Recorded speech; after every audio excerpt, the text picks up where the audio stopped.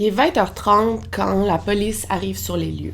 C'est une soirée froide de novembre. Un homme les avait appelés quelques minutes plus tôt pour leur dire que sa femme, Bernice, avait fait une crise d'asthme dans la journée et avait pris de la médication pour mieux dormir. La première chose que le policier voit en arrivant sur les lieux, c'est un petit garçon d'à peine 7 ans. Il regarde dans les airs en criant « Maman! Maman! » Sa mère est là, sur le toit, et sa robe de chambre flotte dans le vent frais d'automne.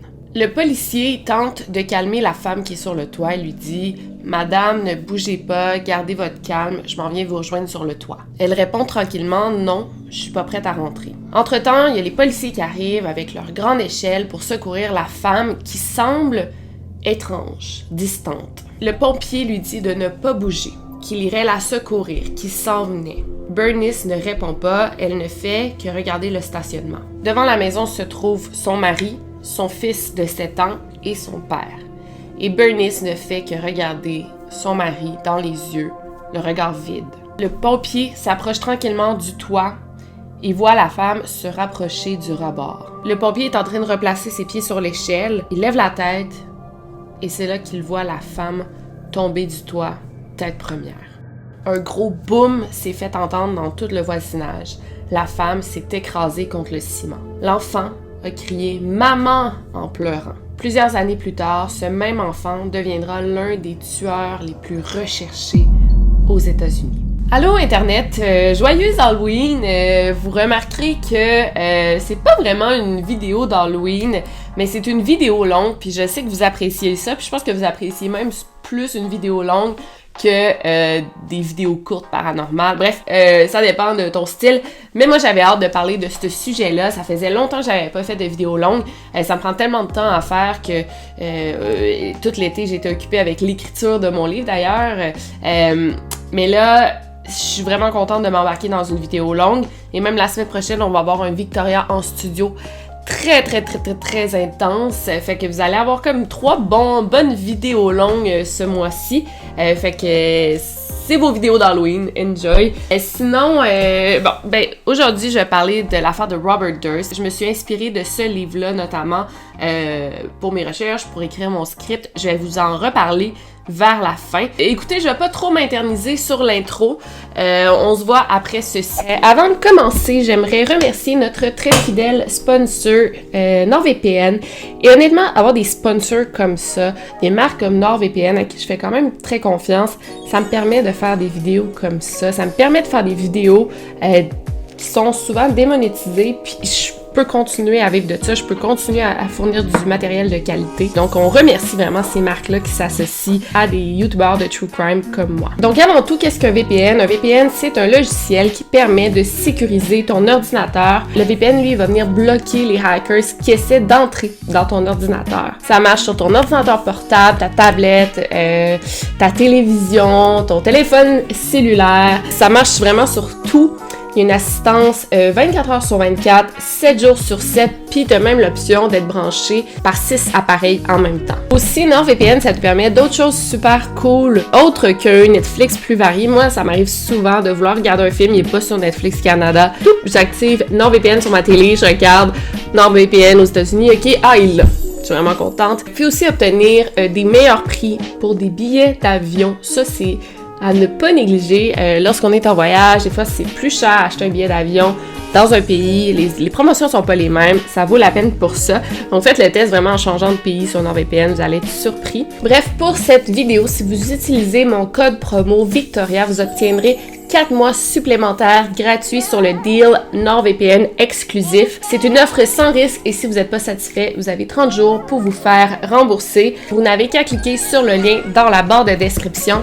Honnêtement, ça vaut la peine de profiter de cette offre. Et maintenant, passons à la vidéo.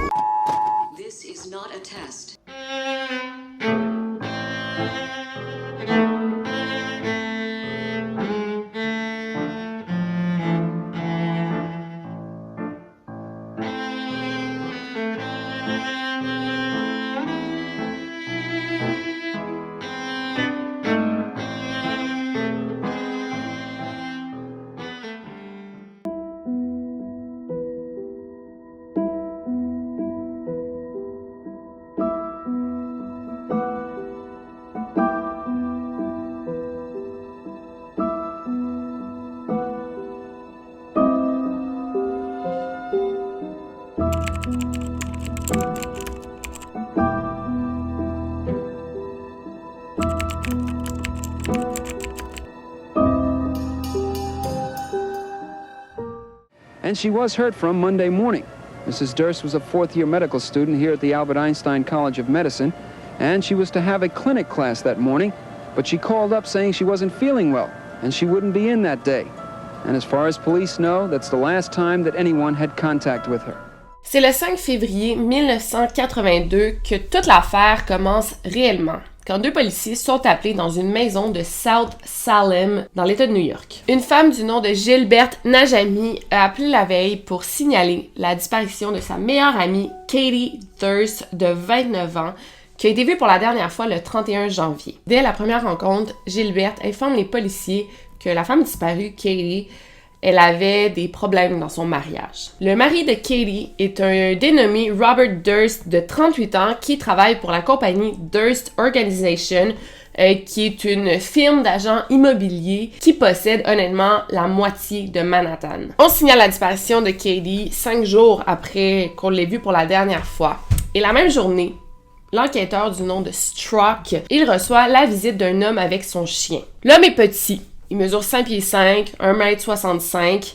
Il semble riche à première vue. Il vient pour signaler la disparition de sa femme et dit « Mon nom est Robert Durst et je crois que ma femme pourrait être disparue. » Robert parle au policier, il dit que sa femme de 29 ans et lui sont mariés depuis environ 9 ans et qui ont 2 appartements dans l'État de New York. Il dit aussi que Katie avait des gros problèmes d'alcool et qu'elle avait récemment arrêté de voir sa thérapeute. Robert a parlé à sa femme pour la dernière fois dimanche le 31 janvier. Elle venait tout juste de rentrer à New York. L'enquêteur Strzok commence à faire sa petite enquête, mais dès les premiers moments, il croit pas qu'il s'agirait d'une disparition. Il pense que Katie avait comme besoin d'espace puis elle serait partie sans aviser qui que ce soit. Donc, il pense que c'est une genre de disparition volontaire, mais temporaire. Il interroge quand même quelques personnes autour d'elle, dans le fond, ses proches. Pour commencer, il interroge son directeur d'école, Katie Durst. Elle étudiait en médecine au collège Albert Einstein. Et apparemment que le lundi 1er février, elle avait appelé le directeur pour dire qu'elle n'allait pas à l'école car elle avait un gros mal de tête, diarrhée, qu'elle était très malade, donc elle resterait à la maison. En plus de ça, ça allait pas si bien que ça à l'école. Katie, elle manquait beaucoup de classes, elle était en train d'échouer ses cours, et quand elle manquait des cours, elle donnait comme la pire excuse pas crédible. Il y a aussi l'un de ses compagnons de classe, Cohen, qui est surpris que Robert ait signalé la disparition de sa femme parce que selon Cohen, Robert, il battait Katie. In the beginning, it was Prince Charming and Cinderella. Time went by, I would say that it became more and more violent. When I was in law school and she was in medical school, I had call forwarded to where I was, and she would call me late at night for hours about his violence. She said to me, Gilberta, promise me if something happens, you'll check it out. I'm afraid of Bobby. And I just said, Kathy, of course. Selon lui, Robert la battait fort et souvent, et Katie en avait peur. Elle avait peur de son mari. Parfois, Katie appelait son amie tard le soir en pleurant parce qu'elle venait de se faire frapper. Et elle disait souvent qu'elle allait le divorcer après sa graduation et elle était censée se diplômer à l'été. Mais bon, elle échouait ses cours, puis bon, l'été n'est jamais arrivé finalement. Selon son amie Gilberte, Katie, elle allait vraiment, vraiment pas bien. Elle était sur le point de se diplômer encore là. Elle en avait beaucoup sur les épaules. Et ce qui est étrange, c'est que Robert, il est multimillionnaire, mais Katie, elle, devait payer tous ses cours. En fait, elle devait tout payer, ses sorties. Son mari ne l'aidait pas. En fait, il lui donnait aucun argent. Même que parfois, Katie empruntait de l'argent à ses amis parce qu'elle n'arrivait pas. Fait que c'est quand même fou pour une femme qui sort avec un multimillionnaire, là. Donc, avec toutes ces informations-là, les policiers croient à 2 hypothèses. Donc, soit Katie, elle a quitté de son propre gré parce que elle n'était plus capable de sa vie, ou elle s'est enlevée la vie. Elle s'est suicidée. On va revenir à la dernière journée que Katie, elle a été vue. La journée de sa disparition. Qu'est-ce qui s'est passé? Le dimanche 31 janvier, en avant-midi, Katie avait appelé son amie Gilberte pour lui demander si elle pouvait aller à sa soirée. Gilberte organisait une genre de petite fête. Katie en pouvait plus d'être chez elle. Elle avait besoin de sortir. Elle avait passé le week-end à South Salem avec son mari Robert, puis s'était disputée, donc elle voulait partir. Et Gilberte, elle habitait à Newton, dans le Connecticut. J'ai toujours de la misère à dire ce mot-là. C'est environ 45 minutes de voiture. Donc, Katie s'était rendue chez Gilberte en après-midi parce que Gilberte, elle faisait un party de Noël en retard. Puis c'était surtout pour des membres de sa famille et des amis très proches. Dès le moment que Katie a mis les pieds chez Gilberte, Robert a appelé pour exiger que Katie rentre à la maison. Il a appelé plusieurs fois dans la journée, dans la soirée, il appelait comme sans arrêt. Puis vers 19h, Katie était comme juste écœurée. Elle dit « C'est bon, Robert, je m'en viens. Je quitte la maison de Gilberte. Là. Attends-moi. » Avant de quitter, elle a fait la bise à son amie et elle lui aurait dit les mots suivants. « Si quelque chose m'arrive, c'est sûr que c'est un meurtre.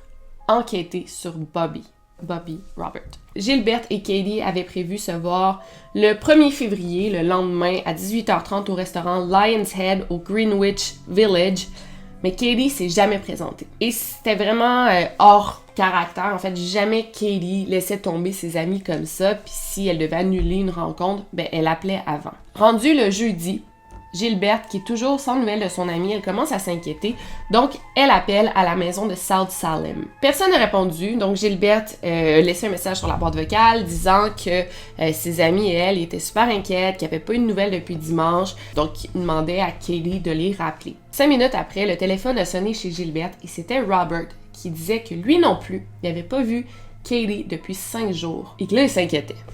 5 jours, là, t'as pas de nouvelles de ta femme pendant 5 jours et tu commences à t'inquiéter à peine, t'sais. Donc, le lundi 8 février, 3 jours après qu'on ait signalé la disparition de Katie Durst, il y a 5 détectives et une douzaine de policiers qui se rendent au bloc appartement où habitaient Katie et Robert dans Manhattan. On fouille vraiment chaque raccoin du bloc, les cages d'escalier, le toit, le sous-sol où se trouve la génératrice, même la tour d'eau, là, on a tout fouillé, on trouve rien. Le couple habitait vraiment dans un bel appartement avec la vue sur le Hudson River.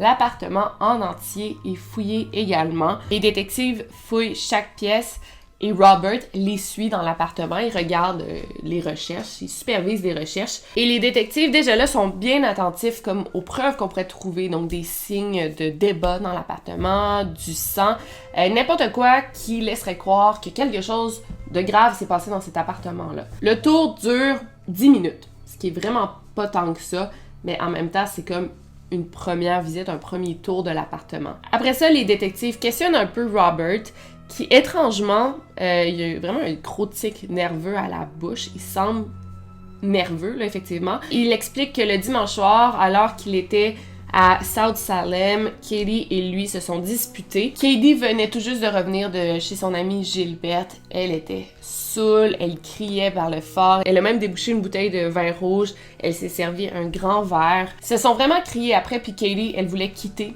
Elle voulait aller à leur appartement de Manhattan. Puis Robert voulait pas la laisser conduire aussi saoule, donc il est allé la porter à la gare de train. Il y avait un train qui partait à 21h17 pour aller en ville. Plus tard dans la soirée, alors que Robert marchait son chien, il a appelé sa femme d'un téléphone payant sur la route 35, qui est environ 5 km de sa maison.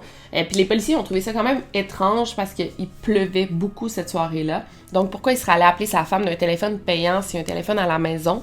Après cette histoire, le policier ne se gêne pas pour demander à Robert s'il a déjà frappé sa femme. Il répond que non, il ferait jamais ça. Et c'est quand même fou qu'il dise ça parce qu'on peut très bien prouver que Katie se faisait battre par son mari parce que dans l'après-midi du 2 janvier, donc un mois plus tôt, Katie, elle s'était rendue à l'hôpital après avoir été battue violemment par son mari. Elle avait un traumatisme contondant du côté gauche de son visage.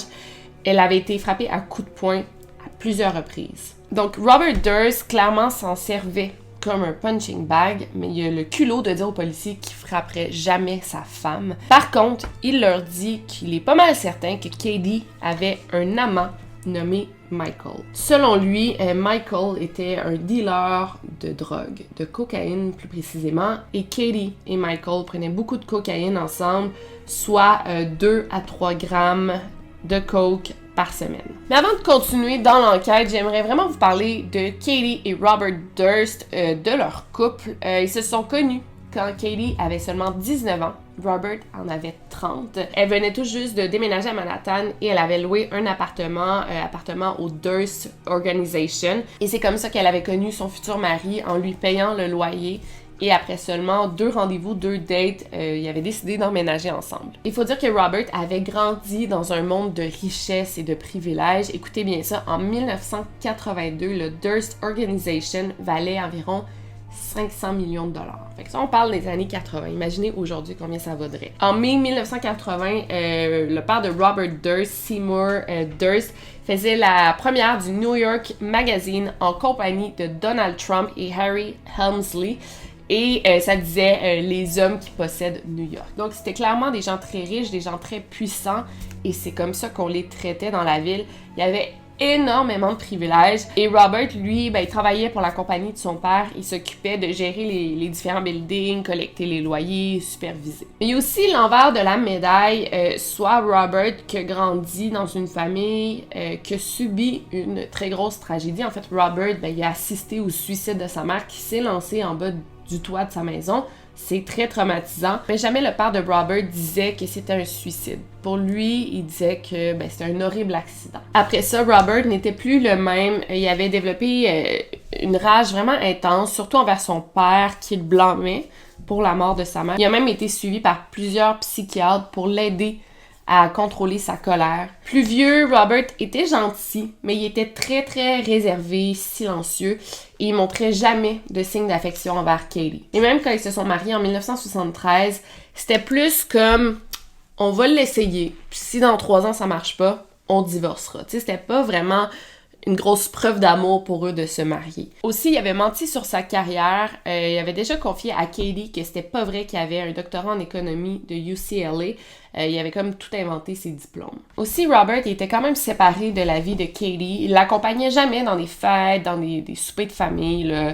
C'était rare qu'ils étaient vus ensemble. Également, Robert vivait d'une manière très humble, tu sais, il vivait pas comme un millionnaire, pas du tout, il conduisait juste des vieilles voitures, il portait des vieux vêtements, il était très gratte-scène, tu sais, il surveillait tout ce que sa femme dépensait. Quand le couple recevait à la maison, il servait des hot dogs, tu sais, vous voyez, genre, c'est très bon des hot dogs, là, mais tu sais, c'est un multimillionnaire, là. C'est un peu pour ça que Katie, elle est entrée en médecine, parce qu'elle voulait avoir sa propre carrière, puis tu sais, faire son propre argent, t'sais. Et plus ça allait, plus Robert devenait possessif envers Katie. Quand elle est entrée en médecine, là, c'est là vraiment que ça a tout dégénéré. Et plus ça allait, plus il devenait abusif également. Quelques mois avant que Katie disparaisse, il y a une amie de Katie qui a témoigné, puis elle disait qu'elle se rappelait qu'elle parlait au téléphone avec Katie, puis elle entendait des grognements en background. Puis elle était comme, mais voyons, tu sais, c'est quoi? Puis Katie répondait, ah, fais-toi-en pas, c'est juste Robert, tu sais, on vient d'avoir une dispute. Mais genre, il grognait comme un animal en background, tu sais, c'est vraiment bizarre. Katie, elle voulait avoir un enfant, elle l'a toujours dit, mais Robert en voulait pas. Puis en 1976, Katie est tombée enceinte et Robert l'a forcée à avorter. Puis il avait même dit à Katie, si tu gardes l'enfant, là, moi je te divorce. Puis cet enfant-là, il n'y aura pas de père. C'est sûr que je m'implique pas dans la vie de ton enfant. Fait que je veux pas d'enfant. Après l'avortement, ça l'avait plongé Katie dans une grande dépression, là. Elle arrêtait pas de pleurer. Ça n'allait pas super bien dans le couple, là, tu sais, comme vous pouvez constater, mais genre, Robert était vraiment violent avec elle. Une fois, il soupçonnait que Katie avait une relation extra-conjugale avec un de ses amis. Donc, il s'est battu avec, mais tu sais, c'était aucunement fondé, là, ces soupçons. Et l'ami de Katie a poursuivi Robert pour agression, là. Fait qu'on peut se demander pourquoi Katie restait avec Robert, avec tout ce qu'elle vivait. Ses amis croyaient que c'était pas parce qu'elle aimait Robert, mais elle aimait l'image de Robert, tu sais, le lifestyle. Elle aimait être une Durst. Elle aimait le statut social, la puissance. Parfois, elle allait souper chez les Trump ou genre d'autres figures assez importantes de New York. Il y a un autre incident que le frère de Katie, Jim, se souvient très bien. C'était un souper de Noël dans la famille à Katie. Robert voulait pas être là. Clairement, il l'avait accompagné comme parce qu'il était obligé. Assez tôt dans la soirée, il voulait partir. Katie, elle était tellement heureuse de voir sa famille, elle voulait pas partir du tout. Puis là, Robert, il était vraiment contrôlant. Il est allé dans sa voiture, il a démarré l'auto, il est rentré, il a dit « Let's go, on part ». Katie, qui était assise sur le sofa, a refusé. Fait que là, Robert, il était allé en arrière du sofa, puis il l'a juste pogné par les cheveux comme ça, puis il a levé sa femme devant les membres de sa famille. Il l'a levé comme ça, puis ça l'a vraiment arraché plein de cheveux de Katie. Puis là, elle a juste dit « Ok, c'est bon, on part ». C'est horrible. Puis tu sais, je pense qu'à cette époque-là, dans les années 80, Je pense pas que les gens se mêlaient vraiment de la vie de couple des autres, mais moi je comprends pas sa famille, voyons. Peut-être qu'il avait peur de parler aussi de sa famille, je sais pas. Jim a aussi dit d'autres trucs assez intéressants aux enquêteurs. Écoutez bien ça, quelques mois avant sa disparition, Katie lui avait remis une grosse enveloppe avec des documents importants qui contenaient le retour d'impôt de Robert et d'autres bilans financiers. Et elle voulait que son frère l'envoie à son avocat parce qu'apparemment que Robert avait comme falsifié son rapport d'impôt. Puis elle pensait que ça pourrait lui servir dans sa demande de divorce. En entendant ça, les enquêteurs sont quand même restés surpris. C'était la première fois qu'on mentionnait clairement que Katie voulait divorcer. Écoutez ça, elle avait engagé un avocat pour son divorce. Robert l'avait appris, puis avait engagé le même avocat pour ruiner Katie carrément. Puis en apprenant ça, Robert avait vraiment fait de la vie de Katie un enfer. Il avait bloqué ses cartes de crédit et son accès aux comptes de banque. Après ça, Katie a dû engager un autre avocat. Puis elle avait comme plan de montrer bientôt les papiers de divorce à Robert. Mais malheureusement, elle n'a jamais pu officialiser le tout. Elle a disparu avant. Les enquêteurs étaient complètement sous le choc d'entendre ça. Puis ils ont aussi appris quelque chose de vraiment bizarre, que Robert aimait faire du vol à l'étalage. Puis c'était pas des trucs super chers, au contraire, c'était des trucs vraiment cheap, mais il aimait ça voler. Par exemple, il volait des bicyclettes dans le lobby de son bloc appartement. Donc il volait des bicyclettes et les amenait en ville et les laissait là. Fait que c'est de la kleptomanie, si je me trompe pas. Fait que c'est quand même étrange de la part d'un multimillionnaire là, d'être accro au vol à l'étalage ou d'aimer le vol à l'étalage. Après la rencontre avec Robert Durst et les recherches du building, dans le journal du lendemain, on pouvait lire « Femme disparue, 100 000 $ de récompense ». Et l'affaire de la disparition de Katie Durst était partout aux nouvelles, dans les journaux, à la radio. Donc on offrait 100 000 $ de récompense, mais Robert Durst était bien fâché de ça parce qu'il dit « Non, moi j'offrais pas 100 000 $, ils se sont trompés, c'est 10 000 $ que j'offrais pour ma femme disparue ».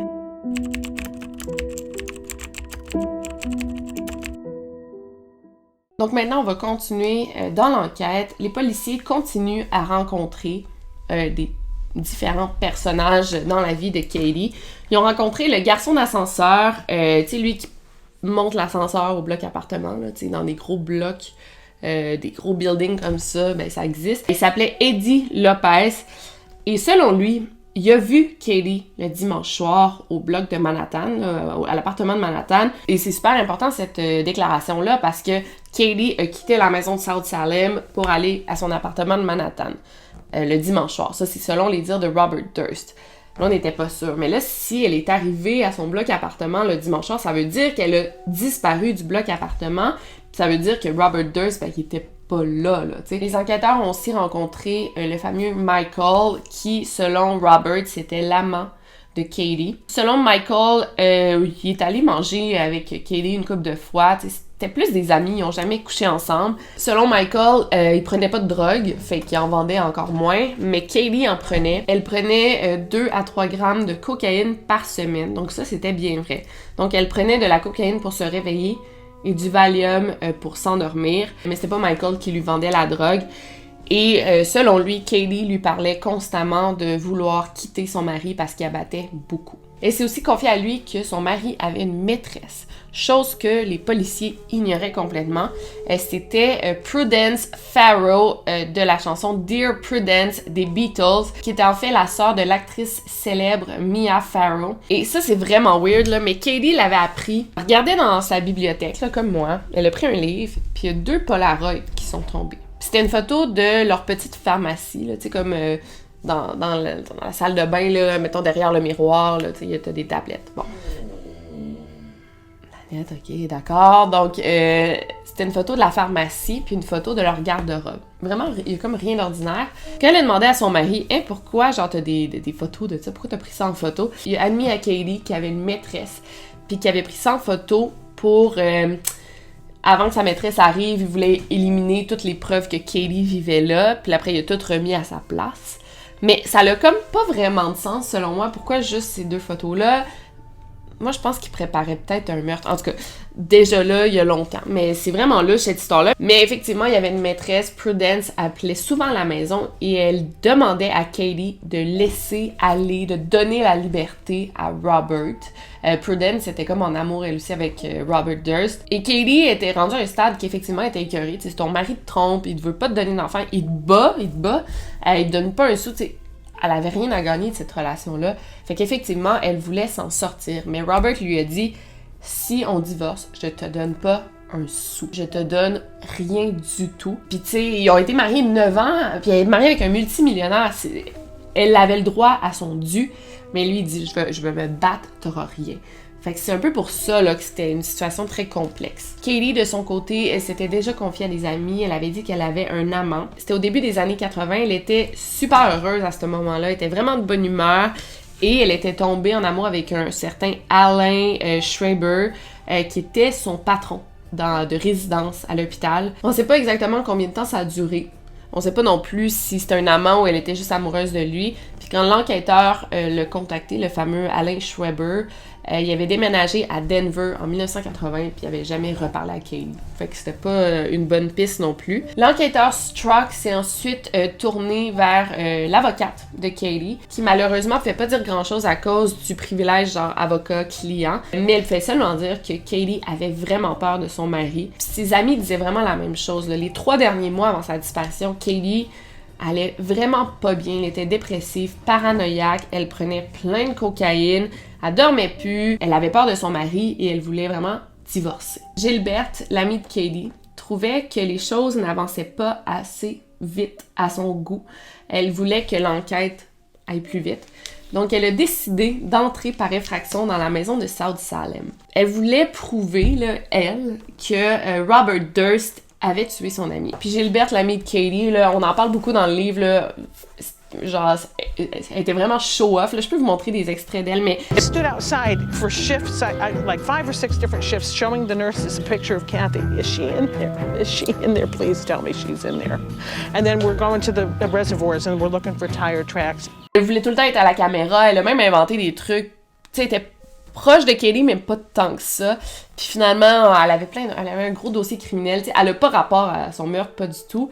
Mais elle est juste bizarre, puis elle profitait vraiment des spotlights, puis elle profitait de la disparition de son ami. Elle avait même vendu un book deal, tu sais, un deal de livre, puis un deal de film par rapport à la disparition de son ami, mais tu sais, c'est juste une amie parmi tant d'autres. Bref. Fait qu'elle est entrée par effraction dans la maison de South Salem, puis elle est vraiment nouille, parce que, tu sais, si tu trouves quoi que ce soit, mais c'est trouvé d'une manière illégale, je pense pas que tu peux amener ces preuves-là en cours. Fait qu'en fait, tu fais juste nuire à l'enquête plus que d'autres choses, là. Elle est allée voir dans la buanderie de la maison, elle avait regardé la laveuse sécheuse, il n'y avait pas de traces de vêtements de Katie, les vêtements qu'elle portait cette soirée-là, la soirée de sa disparition.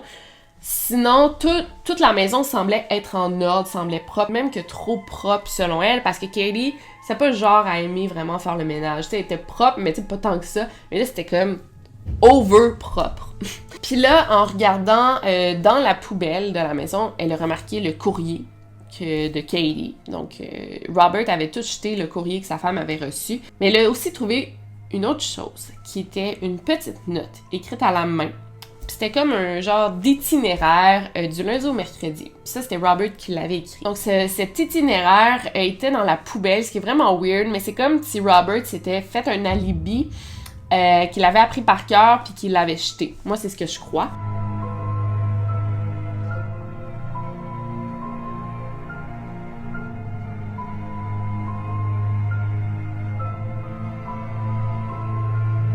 Ensuite, c'était au tour des voisins des Durst à se faire interviewer.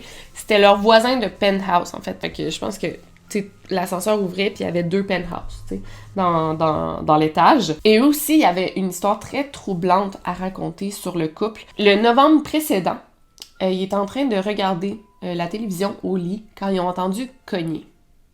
Ils ont regardé partout, puis ils ont vu que ça cognait dans leur fenêtre. C'était Katie qui cognait à la fenêtre de leur chambre. Elle était en pyjama, elle pleurait et criait à l'aide. Ils l'ont fait entrer. Et là, Katie a raconté qu'elle avait sauté de la fenêtre de sa chambre, elle a grimpé un mur pour finalement se rendre à leur balcon puis cogner à leur fenêtre. Tu sais, c'est full dangereux, là. Robert et Katie venaient toujours de se disputer par rapport à la femme que Robert voyait Prudence. Et dans leur dispute, Robert avait frappé Katie à poing fermé à 2 reprises. Finalement, le voisin est allé comme parler à Robert qui a avoué s'être disputé avec Katie, mais il a dit qu'il l'avait jamais battue. Donc là, l'enquêteur Struck, il est décidé à faire bouger les choses, à faire bouger l'enquête. Il commence à avoir des doutes sur Robert, on s'entend. Il a appris que la veille de la disparition de Katie, Robert avait tenté de sous-louer l'appartement de Manhattan à quelqu'un d'autre, qu'il a trouvé vraiment étrange. C'est un drôle de timing, on s'entend. Les enquêteurs se sont rendus à l'appartement de Manhattan et ils ont comme spray du luminol un peu partout dans l'appartement pour voir s'il y avait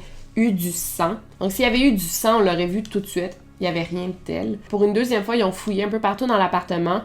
Un truc que l'enquêteur avait remarqué, c'est que plus tôt dans la semaine, il se rappelle d'avoir vu un manteau Burberry dans la penderie, dans la buanderie. C'était accroché près de la machine à laver. Mais on s'entend que c'est un manteau super cher, ça vaut environ 600 $. C'est pas un manteau que tu vas laver dans la machine à laver de ta maison, pas du tout. Et là, cette fois-ci, le manteau avait comme disparu. Fait que ça, il avait trouvé ça étrange, mais bon, pas plus qu'il faut. C'était plus la première fois qu'il avait vu ça, le manteau accroché, qu'il avait trouvé ça bizarre. Mais là, le manteau avait disparu. En plus de ça, il y a les amis de Katie qui avaient appris que Robert avait commencé à se départir des effets personnels de Katie. En fait, il jetait tout ce qui appartenait à Katie dans la chute à déchets de l'appartement. Fait que ça, voyons donc, elle est pas morte, là, elle est juste disparue. Ça se peut qu'elle revienne. Pourquoi tu te départis de ces objets tout de suite, là, tu sais. Puis dans l'appartement, après une fouille plus intense, ils n'ont rien trouvé. On est maintenant rendu à la mi-mars. Robert a cessé de répondre aux appels des enquêteurs, il veut plus collaborer. Et quand on demande si Robert serait prêt à passer le polygraphe, son avocat répond que non. Tu sais, c'est sûr que la piste du mari est intéressante, là, c'est pas mal la principale, mais les enquêteurs prenaient vraiment toutes les informations qui rentraient et enquêtaient sur celles-ci. Par exemple, ils sont allés dans un café où une serveuse disait qu'elle venait tout juste de servir Katie Durst, du moins elle était sûre. Après, il y a une femme désorientée qui ressemblait beaucoup à Katie Durst qui avait été vue en haut du World Trade Center. Les enquêteurs se sont rendus là, c'était pas elle. Même que selon plusieurs médiums qui ont appelé, ils ont dit qu'ils avaient vu Katie démembrée dans plusieurs sacs de vidange et elle avait été jetée dans le East River. Ils sont allés fouiller le East River, mais tu sais, énorme, le East River, fait que, tu sais, genre, sûrement autour, sont allés regarder un peu puis ils n'ont rien trouvé. Gilberte, la meilleure amie de Katie, elle croyait pas que Katie était morte, elle croyait qu'elle reviendrait. Tu sais, elle pensait qu'elle était partie, qu'elle reviendrait ou qu'elle était entrée dans le programme de protection des témoins. La famille de Durst, eux, avaient pas l'air de s'en faire trop. Ni Robert, ni le père de Robert avaient contacté la famille de Katie pour leur proposer de l'aide. Tu sais, ils ont tous les moyens du monde, là. Avec leur argent, ils peuvent engager un détective privé.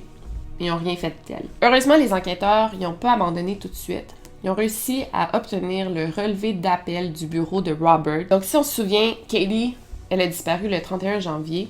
Et le 2 février, Robert a dit qu'il était dans le Connecticut pour le travail. Mais là, avec les appels que lui a fait vers son bureau, puis ça, c'était vraiment son genre. Il faisait toujours des appels à frais virés parce qu'il était cheap. On découvre, grâce aux appels, qu'il était pas du tout dans le Connecticut, mais il était plutôt dans le sud de Jersey, à quelque part nommé Ship Bottom. Et en plus de ça, on découvre que l'appel provenait d'une cabine téléphonique qui est située en face d'une buanderie où on croit qu'il aurait lavé le manteau Burberry. Qu'est-ce qu'il y avait sur ce manteau-là? Le jour suivant, on sait qu'il a acheté des nouvelles bottes et qu'il a annoncé à sa secrétaire que sa femme avait disparu. Le lendemain, il est allé signaler la disparition aux policiers. Fait qu'il savait depuis quelque temps que sa femme était disparue. Donc l'enquêteur avait pas mal d'affaires pour monter un dossier contre Robert. On a les dossiers médicaux et de Katie et de Robert, qui a la violence psychologique, tout son passé. Il aurait pu s'en servir contre Robert. Les interviews de Robert, où on note plusieurs erreurs, des mensonges, des contradictions. Il y avait des témoignages des amis de Katie qui affirment qu'elle avait peur de son mari, puis ça, elle le dit à plusieurs personnes. On sait qu'elle la battait régulièrement, encore là, grâce aux témoignages. Fait qu'il se disait, est-ce qu'avec ça, toutes ces informations-là, on peut aller devant un grand jury? T'sais, aux États-Unis, donc est-ce qu'on peut lancer une enquête, avoir des warrants? Est-ce qu'on peut l'arrêter même? Malheureusement, on lui a refusé parce qu'on disait qu'il n'y avait pas assez d'éléments pour arrêter Robert. C'était juste des preuves circonstancielles et non des preuves matérielles.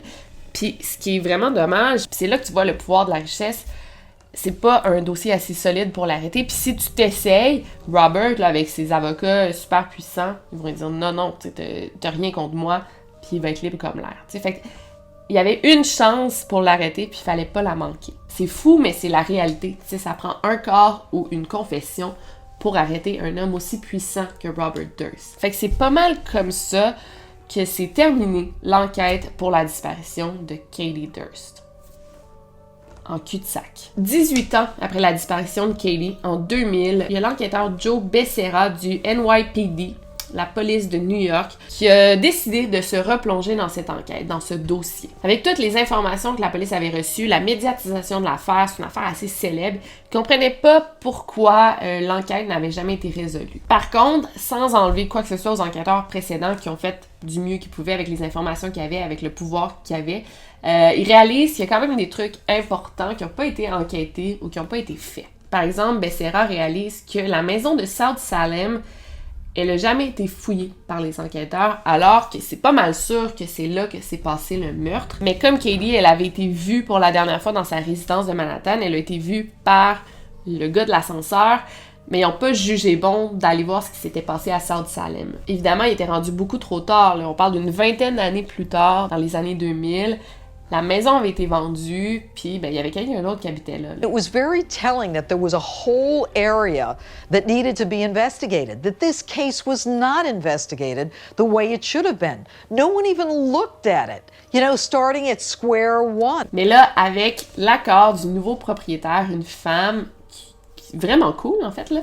Elle a accepté qu'on fouille sa maison, mais là, on creuse dans le sous-sol, vraiment des grosses fouilles, et qu'on fouille le lac en face de la maison. Malgré que, le lac, Katie avait disparu en janvier, puis Becerra, il s'est dit, c'est sûr que, le lac était gelé, là, fait que ça me surprendrait qu'elle soit là, mais ils ont quand même fouillé. Becerra a ensuite interrogé une certaine Liz Jones, qui vivait à South Salem et qui faisait le ménage pour les Durst. Et elle n'avait jamais été interviewée par les policiers en 1982. Le 2 février 1982, 2 jours après la disparition de Katie, elle avait passé la journée à faire le ménage chez les Durst. Robert était pas là. Elle se rappelle pas d'avoir vu quoi que ce soit d'étrange, mais elle se rappelle qu'à ce moment-là, le 2 février, elle savait toujours pas que Katie était portée disparue. C'est le 9 février, quand l'affaire est passée aux nouvelles, qu'elle se rappelle d'avoir remarqué quelque chose d'étrange. Il y avait comme une mini tache de sang sur le lave-vaisselle. À peu près au même moment qu'elle l'a aperçu, il y a 2 policiers du NYPD qui sont allés voir la femme de ménage pour lui demander si elle avait remarqué quelque chose d'étrange. C'était comme eux qui faisaient leur ronde pour l'enquête de Katie, mais ils l'ont pas vraiment fait correctement parce que elle est allée leur montrer la tache de sang sur le lave-vaisselle qu'elle venait tout juste de remarquer. Ils ont regardé. Ils ont pas jugé que c'était important dans l'enquête. Ensuite, elle a amené les enquêteurs dans la garde-robe de la salle à manger et sur une des tablettes, il y avait comme 2 empreintes. C'était comme taché de sang un peu. 2 traces de doigts tachées de sang. Encore là, les détectives, ils ont regardé, puis ont dit « Ah, ça n'a pas l'air très important ». Puis après ça, ils ont quitté. Ensuite, il y a Eddie Lopez qui a été réinterviewé, le gars de l'ascenseur. Puis là, rendu en 2000, il disait qu'il était plus trop sûr d'avoir vu Katie cette soirée-là, puis que finalement, il s'était peut-être trompé. Apparemment qu'il avait des gros problèmes d'alcool, puis durant la job, il disparaissait parfois pendant des demi-heures, des heures pour aller boire en cachette. Fait que tu sais, il est pas trop fiable, si on veut. Clairement, le témoin, il prend le bord, là. Il est pas fiable du tout. Fait qu'on a interrogé aussi l'autre portier qui avait vu Katie le lundi matin entrer dans un taxi. Puis rendu 20 ans plus tard, aussi, il dit « Hey, sais-tu quoi? Je suis pas sûre c'était elle. Fait que je peux pas me prononcer. » Donc son témoignage a été jugé non crédible lui aussi. Fait qu'on a perdu 2 témoignages plaçant Katie à Manhattan le dimanche soir. Fait que la dernière fois qu'elle aurait été vue, là, c'est pas mal à South Salem. Ensuite, il y a le directeur d'école qui a été rencontré et lui aussi, 20 ans plus tard, il se dit c'était peut-être pas Katie qui a appelé cette journée-là. Tu sais, on a appelé pour dire que Katie était malade, mais il dit je peux pas confirmer à 100% que c'était bel et bien elle qui a appelé. Tu sais, c'est peut-être quelqu'un d'autre qui se faisait passer pour elle. Donc finalement, c'est ça. Tous les témoignages qui placent Katie encore en vie le dimanche soir après avoir vu son mari sont plus crédible du tout. Donc pour l'enquêteur, c'était bien de confirmer ces choses, ça faisait avancer l'enquête, mais malheureusement, on avait un autre problème entre les mains. Robert Durst était introuvable. Can you tell me under what circumstances Robert left the Durst organization in the mid-90s? At some point, Robert stopped showing up to the office. And did you ever make any inquiries why he stopped showing off at the office? I did, yes. And what did you find out? At that time, he would not talk to me. Right. He took over the family business, no doubt about it. Okay. He took it from you. He could have done it with you. There were a lot of choices he could have done, but no. He took it from you, and his plan was to destroy you and embarrass you, and he did it. Quote, "The level of enmity is so great that Douglas Durst even went so far as to hire a bodyguard to protect himself from Robert Durst." Il avait quitté le Durst Organization en 1983. Il avait coupé les ponts avec sa famille suite à une dispute financière. Il est réapparu en 1995 parce que son père était sur son lit de mort, donc il s'est présenté pour faire les adieux à son père, puis il a disparu à nouveau. Après ça, on sait que Robert a eu des adresses différentes à travers le pays. New York, Connecticut, Californie, Texas. Il y avait encore un numéro de téléphone de New York, mais malheureusement, il ne retournait jamais les appels.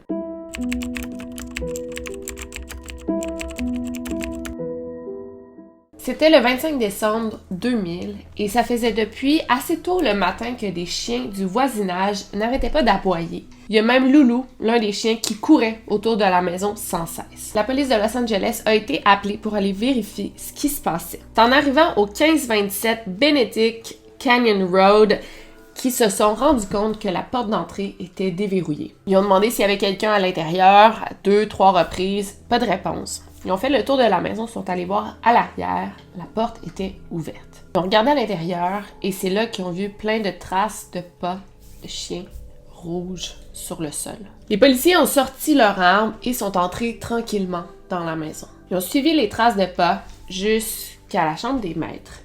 À l'intérieur, ils ont trouvé une femme morte, couchée face contre le sol. Elle ne portait que des joggings et un t-shirt et devait avoir environ 50 ans. On lui avait tiré une balle derrière la tête. Encore une fois, en faisant le tour de la maison, il ne semble pas y avoir de signe de débat, il n'y a pas de cambriolage qui a été fait, tout est en place, tout est propre, rangé. En fait, en regardant la scène de crime, il semble évident que la victime connaissait son assassin. On vérifie les pièces d'identité de la victime. C'est une certaine Susan Berman. Ce qui est complètement fou ici, c'est que Susan Berman, c'était la prochaine à être interrogée comme témoin pour l'affaire de la disparition de Katie Durst. Donc Susan Berman, c'était la fille d'un gars de la mafia qui était super connu, même qu'elle avait eu un book deal. Elle allait écrire un livre sur son expérience en tant que fille d'un mafioso. Mais c'est pas ça le plus important. En fait, Susan était aussi la meilleure amie de Robert Durst. Ils étaient très très très proches, comme des frères et sœurs. Même que récemment, Robert Durst lui avait rédigé 2 chèques de 25 000 $ pour l'aider financièrement. D'ailleurs, Susan venait juste de booker une entrevue avec le New York Times et apparemment que dans l'entrevue, elle allait révéler quelque chose de choquant. Malheureusement, elle n'a jamais pu donner son entrevue. On se demande si dans l'entrevue, Susan allait révéler ce qui est arrivé à Katie Durst. En fait, l'enquête pour la disparition de Katie avait repris récemment à New York. On en parlait de plus en plus dans les médias. Est-ce que Susan allait révéler quelque chose d'important? Parce que s'il y a bien quelqu'un dans l'entourage de Robert Durst qui en savait probablement un peu plus sur la disparition de Katie, c'était bien Susan Berman, la meilleure amie de Robert Durst. Donc c'est soit ça, ou soit elle allait parler encore là de son père dans la mafia. Durant les funérailles de Susan, Robert aurait été vu dans un hôtel de Los Angeles, mais il s'est jamais présenté aux funérailles. Dans le meurtre de Susan, on avait 2 suspects, Robert Durst ou Niles Brenner, qui est l'ancien gérant, l'ancien manager de Susan, à qui elle devait beaucoup d'argent. La relation de Susan et son manager s'était récemment détériorée parce que Susan lui demandait toujours de faire des tâches qui lui revenaient pas. Fait qu'il y avait comme une mauvaise relation, elle lui devait de l'argent. Fait que ça faisait de lui un suspect aux yeux des policiers. Et étrangement, quand Niles avait appris la mort de Susan, il avait l'air soulagé, comme si un gros poids s'était enlevé de ses épaules. Et en fait, plus les enquêteurs de Los Angeles enquêtaient sur Niles Brenner, plus il interrogeait des membres de la famille de Susan, moins ça avait de sens que cet homme-là soit coupable. Le 12 avril 2001, l'enquêteur Joe Becerra a reçu un appel. C'était une femme au téléphone, puis elle criait Il est ici, il est ici. » C'était la propriétaire de la résidence de South Salem qui était en train de fouiller. On fouillait la résidence de South Salem. La nouvelle propriétaire avait permis qu'on fouille la résidence. Mais là, à l'appel, elle était complètement hystérique. Au moment où elle appelait, Robert Durst était dans sa cour près du lac. Joe Becerra lui avise tout de suite de verrouiller les portes, verrouiller les fenêtres et de rester dans la maison en attendant que la police arrive. 5 minutes plus tard, la police est sur place. Malheureusement, c'est trop tard. Robert Durst s'est enfui. La femme, la propriétaire de la maison qui l'avait vu, elle quittait la maison pour aller faire des courses, pour aller au magasin, et elle avait vu une voiture bleue stationnée dans son entrée. Elle a vu tout de suite que c'était Robert Durst. Elle a eu peur, elle est allée s'enfermer dans la maison. Et là, elle a vu Robert Durst sortir de son véhicule et marcher vers l'arrière de la maison pour contempler le lac. Après, à travers la fenêtre, Robert Durst a regardé la femme droit dans les yeux. Il est embarqué dans sa voiture et il est parti.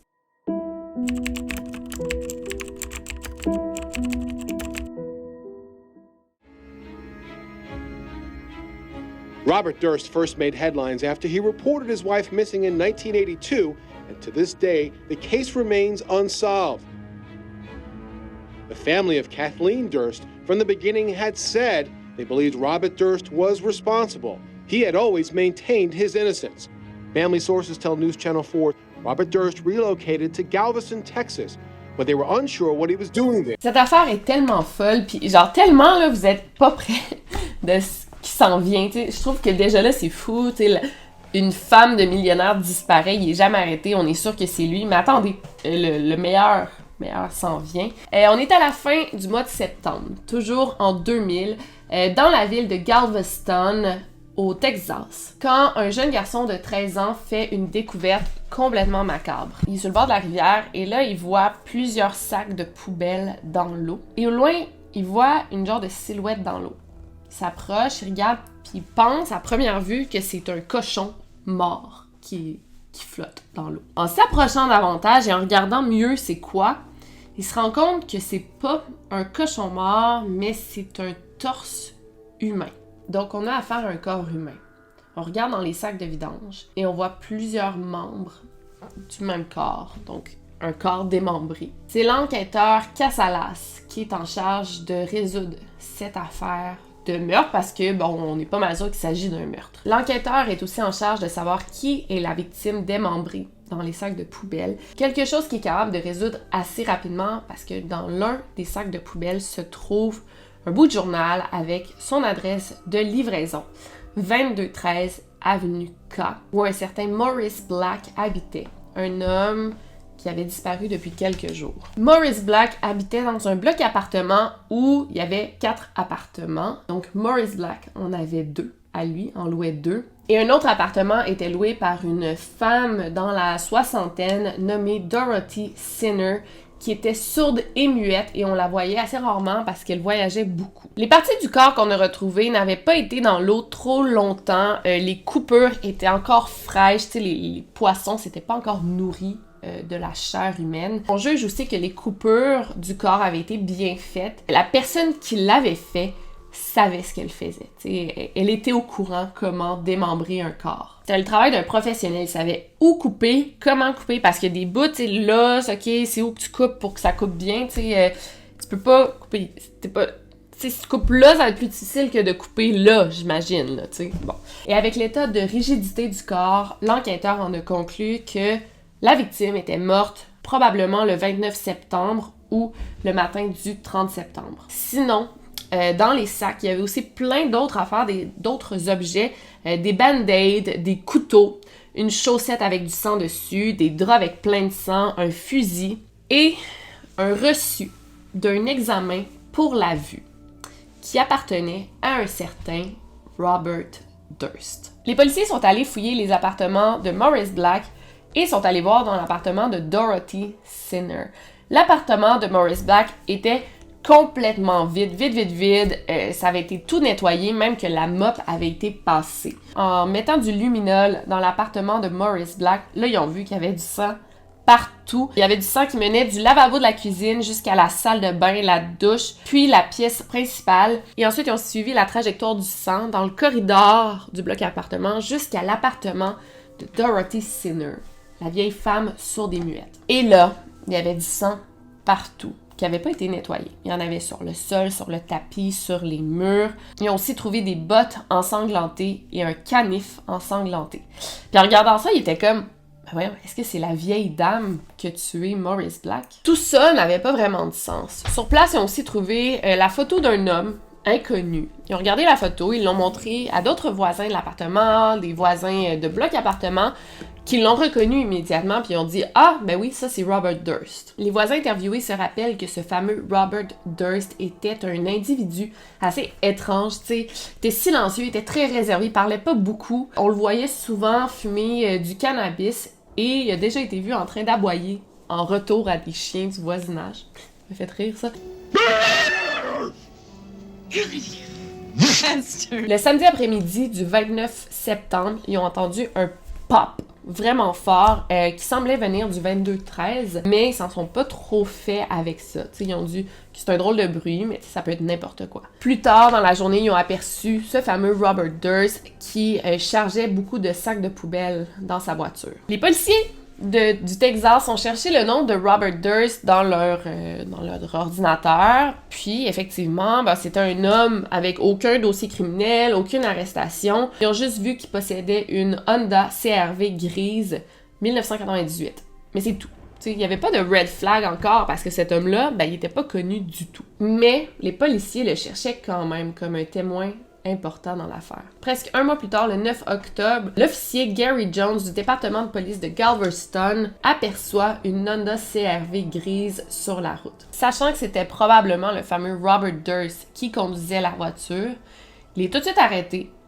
Il est même menotté et amené au poste de police pour qu'on le questionne, parce que c'est un témoin très, très, très important dans une affaire de meurtre irrésolue. Sur place, il refuse de répondre aux questions, il refuse même de dire son nom. Dans sa voiture, on trouve un fusil, 3 joints, la clé pour un Holiday Inn de Galveston et le reçu d'un nettoyeur de la Nouvelle-Orléans. Grâce à l'arme du crime, on réussit à arrêter Robert Durst pour le meurtre au second degré de Maurice Black et pour possession de drogue illégale. Et là, écoutez bien ça, sa caution était de 250 000 $ pour le meurtre et 50 000 $ pour la drogue. Donc, il est envoyé en prison. S'il est capable de payer la caution, qui est quand même énorme, là, on parle de 300 000 $ pour sortir de prison, ben il peut sortir en attendant son procès. Mais s'il n'est pas capable, il va rester en prison en attendant son procès. Avec l'apparence générale de Robert Durst, de l'homme arrêté, qui a des vêtements assez vieux, des chaussures vieilles, sa voiture, ben les policiers ils s'en font pas trop avec ça.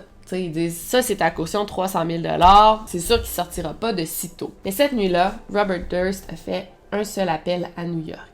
Il avait besoin de quelqu'un qui paye sa caution. Dès le lendemain, il a été libéré.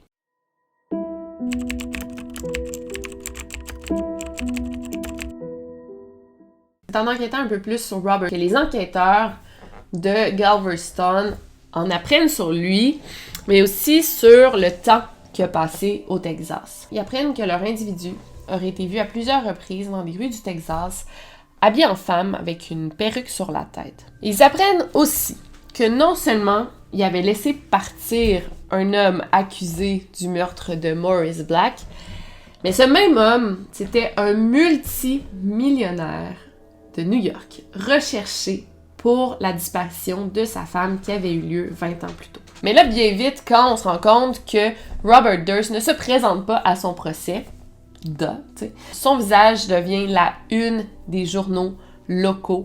On le cherche partout. On avertit le public que c'est un homme qui est désespéré, qui possède une arme à feu et qui pourrait être dangereux. Et plusieurs gens appellent avec des pistes intéressantes, plusieurs gens le reconnaissent sur les journaux. Il y a un commis du magasin qui se rappelle que cet homme-là était rentré dans son magasin, il prétendait être muet et il a demandé qu'on lui prête 50 $ pour mettre de l'essence dans sa voiture pour se rendre à Beaumont.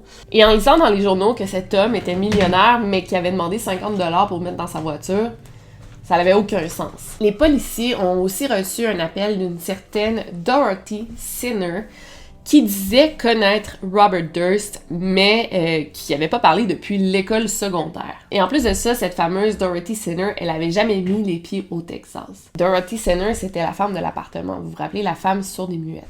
C'est là que les policiers ont fait 1 + 1 puis ont réalisé qu'en fait Dorothy Sinner, la vieille dame sourde et muette qui habitait dans l'appartement voisin de Maurice Black, c'était en fait Robert Durst qui s'était déguisé en femme.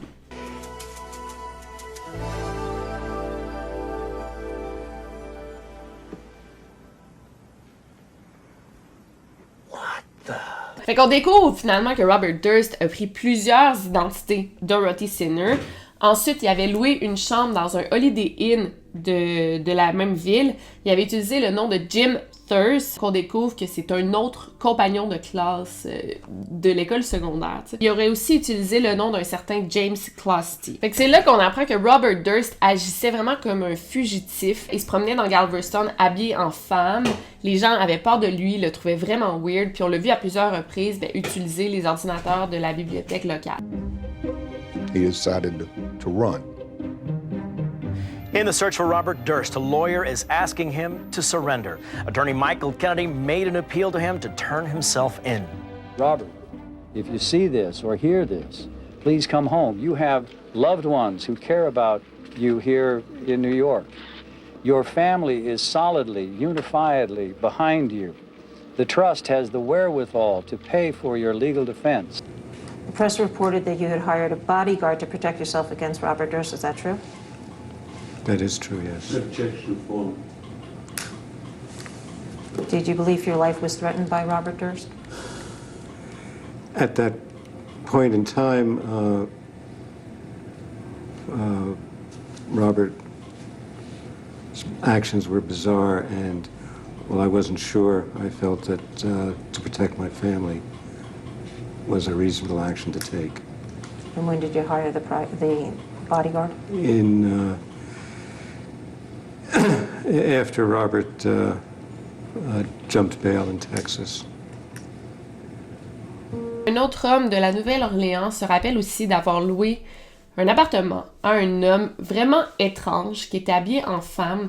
Et cet homme-là avait quitté l'appartement comme en vitesse, en laissant presque rien derrière lui. Quand le propriétaire de l'appartement est allé voir l'état des lieux, il restait seulement quelques effets personnels de cet homme étrange qui avait loué l'appartement, dont une perruque et une cassette VHS de l'émission Vanished qui portait sur Katie Durst. Une autre question que les enquêteurs avaient, c'était pourquoi tuer Maurice Black? Tu sais, c'est un homme célibataire, sans enfants, sans voiture. Il y avait 137 000 $ dans des comptes séparés, mais même à ça, c'était pas tant que ça. Tu sais, Robert Durst, il y avait beaucoup plus d'argent, là. Selon les autres voisins, c'était vraiment le pire voisin. Il criait tout le temps, il criait durant la nuit, le jour, et même que quand il trouvait que les voisins utilisaient trop d'électricité, il allait comme fermer les breakers dans le bloc appartement. Tu sais, c'est un voisin détestable. Mais est-ce que c'est une assez bonne raison pour que Robert Durst le tue? Donc, on est maintenant rendu presque en décembre. Robert Durst s'est pas présenté en course, on le sait, mais on n'a aucune idée d'où il pourrait être. On sait qu'il y a beaucoup d'argent. Fait qu'il pourrait très bien se cacher à quelque part et survivre pour le restant de ses jours avec l'argent qu'il a. Les enquêteurs avaient réussi à bloquer l'un de ses comptes de banque. Mais tu sais, il y en avait plein d'autres, il y avait plein d'argent cash. Donc c'est assez inquiétant parce qu'il pouvait survivre jusqu'à la fin de ses jours sans se faire attraper. Jusqu'à temps qu'il fasse une erreur. C'est le vendredi 30 novembre que le policier Dean Brenner reçoit un appel provenant du supermarché Wegman. Il y a un homme qui venait tout juste de se faire arrêter pour vol à l'étalage. L'homme étrange, dont les sourcils et les cheveux avaient été rasés, avait volé des band-aids, donc des plasters. Là, je sais jamais en France comment vous dites ça, là, mais vous allez voir. Il en avait volé un, il en avait placé un comme au-dessus de sa lèvre, et en avait mis d'autres dans ses poches de manteau. La caméra de surveillance du magasin l'avait comme attrapé sur le fait. Ensuite, l'homme a attrapé un sandwich, il se l'est mis dans les poches, jusqu'à temps qu'un agent de sécurité s'approche de lui et lui demande de le suivre. L'homme âgé lui a dit qu'il s'appelait Robert Durst. Le policier arrive sur les lieux, il se met à questionner Robert et lui demande s'il y a un problème de kleptomanie. Robert Durst répond que oui, que depuis 10 ans, il y a un problème, il vole à l'étalage. On lui demande son numéro d'assurance sociale, il refuse de le donner. Puis en plus de ça, il n'y a pas de pièce d'identité sur lui, il n'y a pas de permis de conduire, rien pour prouver son identité. Le policier qui fait face à un gars qui vient de voler dans un supermarché, puis qu'il n'y a pas de pièce d'identité, est obligé de lui passer les menottes et de l'amener au poste de police, sans savoir qu'il venait d'arrêter l'un des hommes les plus recherchés en Amérique. Dans l'auto, Robert Durst se parle tout seul. Il a une voix nasillarde, puis il arrête pas de dire « Je peux pas y croire, j'ai 58 ans, je me fais attraper pour un vol. » Quel con, il s'insulte. Et le policier qui est toujours dans l'auto, il a vraiment un mauvais feeling, il dit qu'il est vraiment étrange cet homme-là, puis il a vraiment un regard vide, et en plus de ça, il y a des tics nerveux. Fait que c'est comme inquiétant presque. Donc Benner lui redemande son numéro d'assurance sociale, il finit par lui donner. Il appelle ensuite au dispatch pour que ses collègues vérifient au poste le numéro d'assurance sociale, et là, il en revient pas. En raccrochant, il se retourne vers Robert et dit « Donc, c'était quand la dernière fois que t'es allé au Texas? » Robert a pas répondu. Il savait très bien que c'était la fin pour lui. Rendu au poste, on l'a enfermé dans une cellule et le FBI a été appelé. Robert Durst venait d'être capturé. Et le pire dans tout ça, c'est que s'il n'avait pas volé pour 7$ dans l'épicerie, il serait peut-être encore libre aujourd'hui. En prison, Robert Durst n'arrêtait pas de se frapper la tête contre le mur, donc il a été placé en confinement et en stade 1 de Suicide Watch, puis il avait le droit à aucune caution. Le procès pour le meurtre de Morris Black a eu lieu en septembre 2003. Dans le premier procès, sans aviser ses avocats, Robert Durst a dit...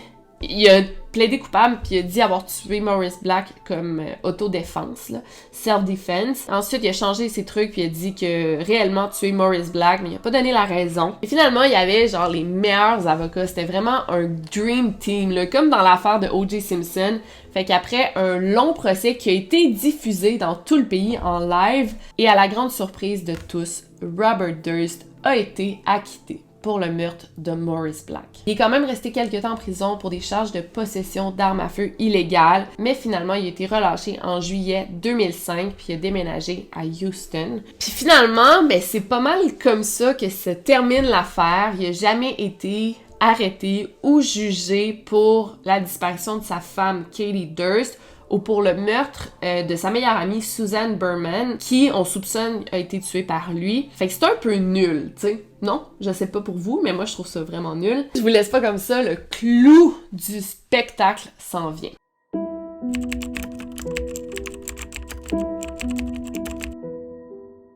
En 2003, la police de San Francisco a enquêté sur la disparition d'une jeune étudiante nommée Kristen Modafferi, qui prenait des cours d'été à l'université de Berkeley en Californie en 1997. Et Robert Durst, il possédait des propriétés à San Francisco. Il y avait en fait 8 adresses différentes entre 1994 et 2002. Et là, les enquêteurs se demandaient s'il pouvait avoir un lien entre la disparition de la jeune femme et la présence de Robert Durst à San Francisco. Ils se demandaient aussi s'il n'était pas impliqué dans l'affaire de Karen Mitchell, aussi disparue en 1997. Karen avait été vue pour la dernière fois en train de quitter un centre commercial et d'embarquer dans une voiture, une Ford Granada. Et l'homme qui conduisait la voiture était plus vieux et il matchait vraiment la description de Robert Durst. C'était vraiment ressemblant, là. Il avait le même âge, même grandeur, les mêmes lunettes. Et Karen avait disparu de la ville de Eureka.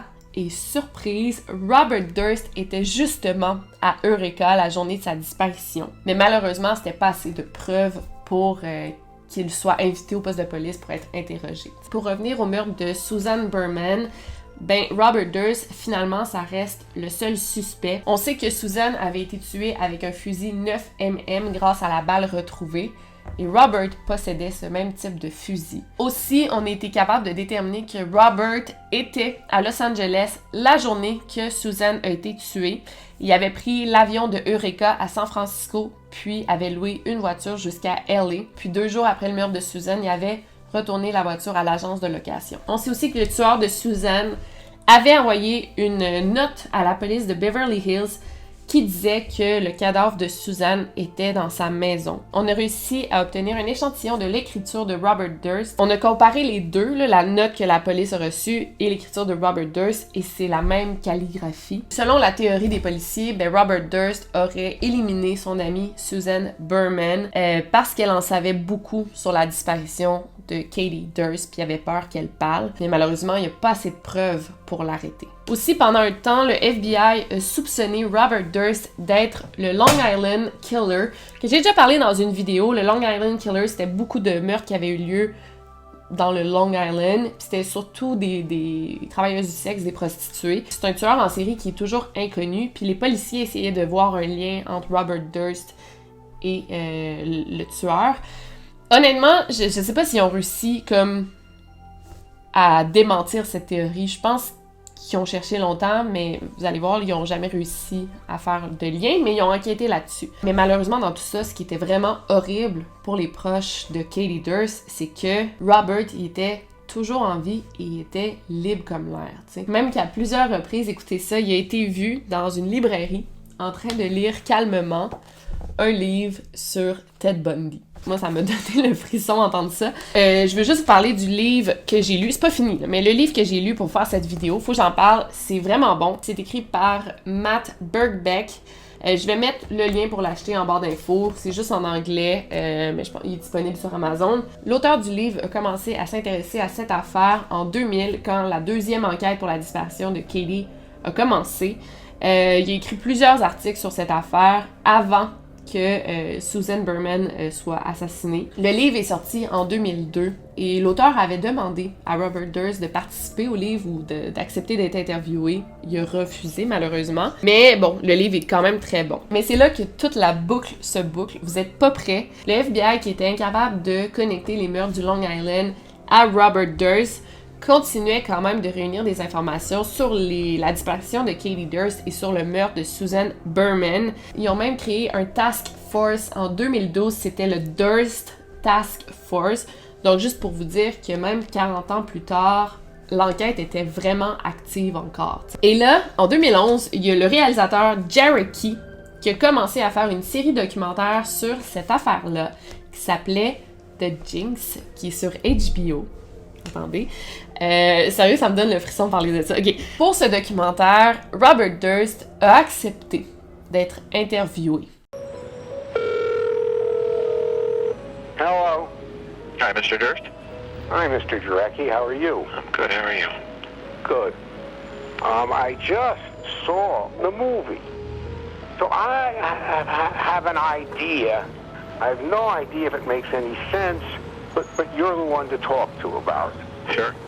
Would it make sense for, as in some capacity, there to be an interview with me related to what's in the movie?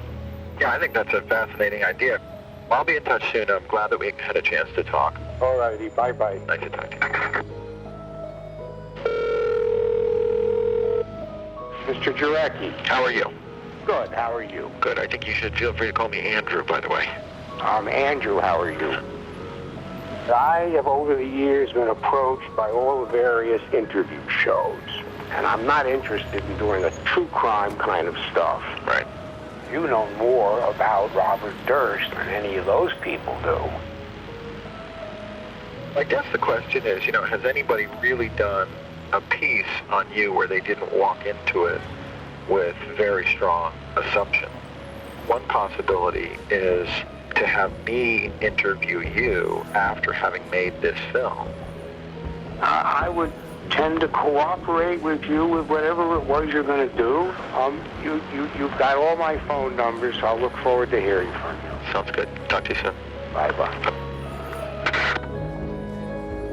Et le réalisateur a réussi à réunir plusieurs heures d'entrevues entre lui et Robert Durst.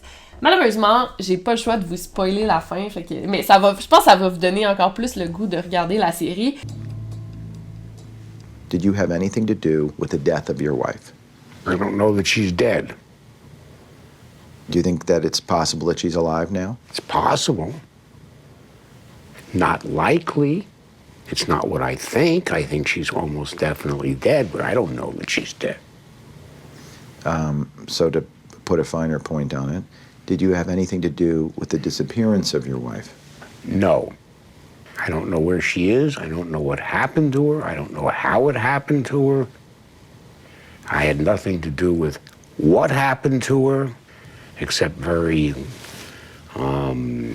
obliquely or whatever and that it was a bad marriage and that was at least half, probably a lot more my fault. But other than that, I had nothing to do with what caused her or what happened to her disappearance, in her disappearance. Donc au 5e épisode, l'équipe de production là, du documentaire réussit à trouver une lettre écrite par Robert Durst envoyée à Susan Berman en 1999. Et dans la lettre, il écrit le mot Beverly Hills et il a fait la même faute d'orthographe que dans la note envoyée aux policiers de Beverly Hills. Il a écrit Beverly E-Y à la fin au lieu de juste un Y. Puis c'est pas une erreur full commune. Puis grâce à cette petite faute d'orthographe, on est presque capable de prouver que c'est Robert Durst qui a envoyé la note aux policiers de Beverly Hills, leur disant que Susan Berman était morte dans son appartement. Donc, lors de l'épisode final, quand Robert Durst est confronté par l'équipe de réalisation par rapport à cette lettre. T'sais, ici, on a une preuve, t'as fait la même faute dans la lettre, dans la note. Qu'est-ce que t'as à dire sur ça? Et lorsque l'interview se termine, Robert Durst, il est encore miké. Fait qu'il a encore son micro, là, je sais pas s'il l'a là, s'il l'a là.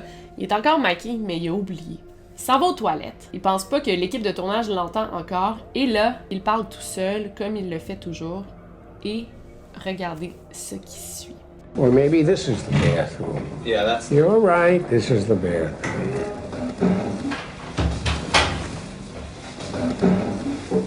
There it is. You're caught.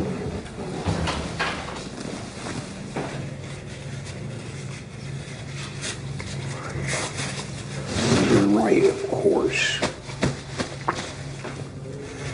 But you can't imagine.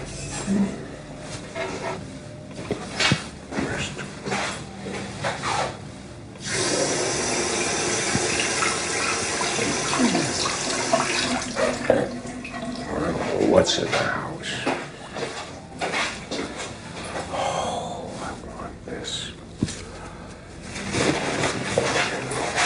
Disaster.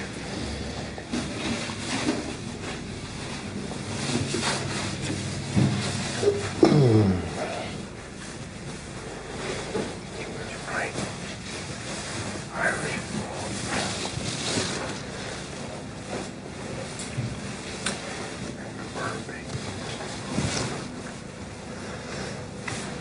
Listen, I'm having difficulty with the question.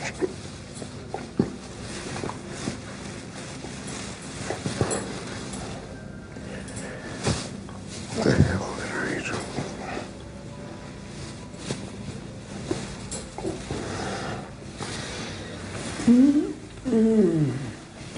Kill them all, of course.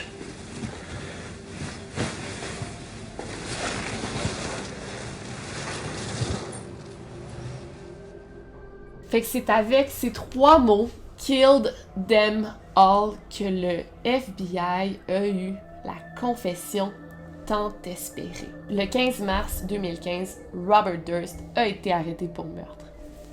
C'est tellement fou dans la tête, tu sais, c'est comme... C'est vraiment mon rêve, là. Ce qui est arrivé à l'équipe de The Jinx, là, c'est mon rêve, là. Ça n'a pas de sens. 3 jours après, le FBI a alerté tous les départements de police dans les villes où Durst a habité pour qu'ils vérifient tous les dossiers de personnes assassinées irrésolues ou de disparitions irrésolues. On vérifiait toutes les cold cases pour voir si Robert Durst aurait pu être un tueur en série. Mais là, on pense que, tu sais, on n'est pas mal sûr qu'il a tué 3 personnes. Est-ce que ça fait de lui un tueur en série? Je pense que oui. Quand Robert Durst a été arrêté, la police a fouillé son appartement à Houston. Ils ont trouvé quelques objets, un masque en latex, des fausses pièces d'identité, plus de 42 000 $ en cash et 2 copies de ce livre-là. Ça n'a pas de sens. Il se lisait lui-même. Ça me fait capoter. Bon, là, finalement, pour le procès, c'est vraiment compliqué. Puis je vous épargne les détails. Là. Vous pouvez aller lire là-dessus. Il faudrait que je vous les dise. Mais tu sais, ça a été vraiment long. Là. Il est passé en cours en mars 2020. Mais là, il y a eu le COVID. Là, ses avocats, ils ont demandé un mistrial. Tu sais, il a été arrêté en 2015, puis il a juste eu son premier procès en 2020, là. Tu sais, juste à cause des avocats, c'était vraiment compliqué. Robert Durst, qui était maintenant très âgé, il est devenu malade du cancer de la vessie. Il a été hospitalisé en juin 2021. Et finalement, en septembre 2021, il a été reconnu coupable pour le meurtre au premier degré de Susan Berman. Et il a été condamné à la prison à vie. Malheureusement, il n'a jamais eu le temps d'être jugé pour le meurtre de Katie Durst parce qu'il est mort en janvier 2022 à l'âge de 78 ans. Ça fait vraiment pas longtemps qu'il est mort. Des livres de true crime, normalement, ça dépend. Ils sont pas tous bons. Je lis vraiment ça pour vous faire une bonne vidéo quand je lis des livres de true crime. Celui-là, je peux vous dire que je l'ai pas lâché. En fait, c'est en revenant d'Avignon, là, je l'ai lu presque tout mon vol. J'étais comme quoi? J'avais le frisson, je parlais à mon chum, je disais toute l'histoire. C'est malade, c'est malade. J'espère que vous avez aimé cette histoire autant que moi. Malheureusement, ce qui est triste là-dedans, c'est que Katie Durst, elle a jamais été retrouvée. Elle est toujours portée disparue, même si on sait là, qu'elle a été tuée. Mais ça n'a jamais été résolu. Puis, Robert Durst, c'est un sacré personnage. Puis tu peux voir là, que des traumatismes comme celui qu'il a vécu, ça peut pas mal affecter ta vie en entier. Fait que voilà, j'espère que vous avez aimé cette vidéo. N'oubliez pas de laisser un like et on se voit la semaine prochaine. Puis je suis en train de lire déjà un livre pour une autre vidéo longue. Fait que j'ai repris le beat là. J'espère que vous êtes contents autant que moi. Gardez l'œil vert, over and out.